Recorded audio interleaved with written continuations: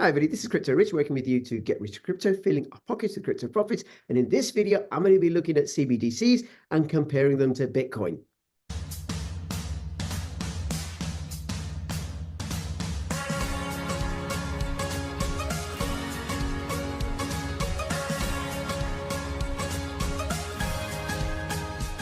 But if you decide that you want to preserve your privacy and make sure all the data that goes in and out of your computer is encrypted, then check out NordVPN. My affiliate link will give you something like a 2/3 discount on some of their packages. Hi everybody, thank you so much for watching. Now please subscribe, follow me on Twitter, CryptoRichYT, join my official Telegram announcements channel. And if you're watching this on YouTube, please come over to bit.ly/CryptoRich3Speak or bit.ly/CryptoRichOdyssey or bit.ly/CryptoRichRumble. I post more videos there than I do on YouTube because YouTube's a bit touchy about some of the subjects that I cover. Okay. Bitcoin and CBDCs. You may have heard of Bitcoin. You will hear more and more about Bitcoin as the price keeps going up and over the next year or so. And you may have heard about CBDCs, or you may not have heard about CBDCs because governments are keeping very quiet about them. And why they're keeping quiet about them? Because they don't want us to know that they have got CBDCs in store. CBDCs represent the loss of freedom. So what is a CBDC and how does it compare with Bitcoin? Well, CBDC stands for central bank digital currency. So it's a cryptocurrency, so it's on the blockchain, but it's owned and controlled by the central banks, and it's programmable. So the banks can program the money in much the same way as Ethereum can be programmed. It's smart money that a CBDC can do certain things and not do certain other things. So for example, banks with the CBDC can reduce the value in your account, in your CBDC wallet, by a certain percentage every day. Supposing they say, okay, you're going to lose, let's say you got $1,000 in your wallet, you're going to lose 0.5% every single day of whatever's remaining. So you're not going to be able to save. Now, why would they do that? In order to keep the money circulating in the economy. They can also say you can only use this CBDC within a 15-minute radius of your house or something, within your local low traffic network, because CBDCs all form a centerpiece of the Great Reset project, where we're going to be living in. The plan is that we'll be living in small houses, little pods within 15-minute zones. We'll rent everything. We'll own nothing. We'll get to eat bugs, and we'll be happy, apparently. They're also going to connect the CBDCs with a carbon tracker, which is what the whole climate change nonsense is about, that the idea that carbon dioxide has more powerful influence over our climate than the sun or the magnetosphere or all the other factors that affect the global climate. Why carbon dioxide is useful is because it's a great proxy for human activity. So with the CBDC, the government or the banks will know, okay, you purchased too much steak this week. You're not allowed to have steak. We want you to eat the bugs. So we're not going to allow you to purchase steak. We're not going to allow you to use the CBDC in one of these independent shops or in a local farm or in a market. You'll have to go to one of the larger players, the supermarkets that are owned by Vanguard or State Street or BlackRock, who are partners to the WEF. So essentially, with the CBDC is a form of feudal tyranny.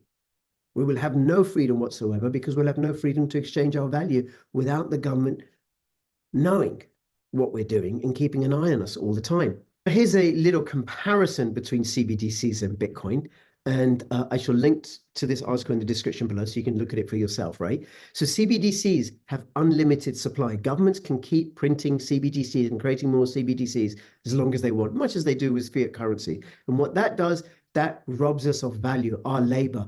I work 8 hours and I earn 100 CBDCs, which means I can purchase a certain amount, X amount of goods and services, and then the government prints more so that my 10 hours of labor doesn't have the same purchasing power as it did before.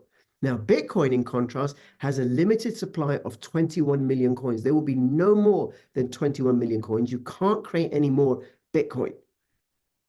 In that regard, it's way more finite than gold and silver, because gold and silver aren't finite. There's always new supply coming online.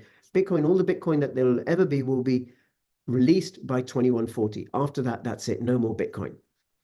CBDCs are centralized. They're ruled by rulers, single point of failure, by central governments and their Their agents, i.e. the banks. Bitcoin is decentralized, can't be controlled because it's decentralized, in the same way that ants' nests are decentralized. Can't be, you try controlling ants, in the same way that BitTorrent file sharing is decentralized. You can't control it, but you can control a media outlet because that has a single point of failure because it's centralized. CBDCs have an opaque monetary policy.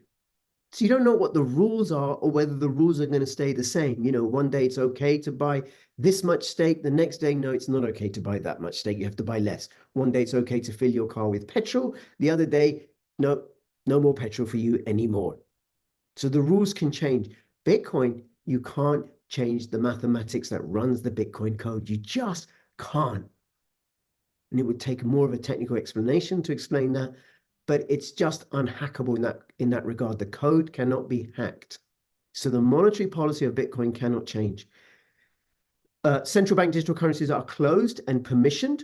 So access is determined by the policymakers. So they can decide who has CBDCs, who doesn't, how much gets it. They can give themselves more, like they do currently with fiat currencies, through the Cantillon effect, which is that whoever's nearest the source of the money or the currency has the biggest advantage. They can just print more, bing, and get more for themselves. Bitcoin is permissionless. You don't need anyone's permission to get involved in the Bitcoin network and start transacting with Bitcoin. You're not dependent upon anyone else. You have sovereignty there. Bitcoin is also unconfiscatable. No risk of seizure, provided you store your keys, your private keys, or your passphrase safely and really well. Now, one way to keep your Bitcoin and other cryptocurrencies safe and secure is in a hardware wallet. Now, here's a way where you can get extra crypto if you move quickly. So first you use my code bit.ly/decent-wallet, and then you buy a decent biometric wallet. Now you've got to make your purchase between February the 8th and February the 25th. And then once you do that, you provide your address, your XRP address inside your decent wallet using the Google Doc, and then you will receive 24 XRP. Now you'll get that XRP on March the 15th. However, everybody who buys a decent wallet by February the 25th using my discount code and sending in the XRP address on your decent wallet device will be entered for a chance to win 2024 XRP. Not bad at all. Link in the description below, bit.ly/decent, DCENT wallet. So by holding your Bitcoin yourself, self-custody of it, it can't be confiscated. And the best way is in a hardware wallet. CBDCs can be seized. The government can just change the rules and the regulations and say, okay, we're going to take this much. Or they can say, listen, you traveled too far. We're going to fine you. We're going to take the fine out automatically. Now, Bitcoin is also privacy conscious. It's not fully private. It's not fully anonymous in the way that Pirate Chain or Monero are, but it's pseudo-anonymous, which is it takes something to link a particular address to a particular identity. That's not the case with CBDCs. With CBDCs, you have financial surveillance down to the individual transaction level. Let me just expand this so you can see, right? Financial surveillance down to the individual transaction level with the potential to be exploited for behavior modification based on habits deemed undesirable. For example, your social credit score.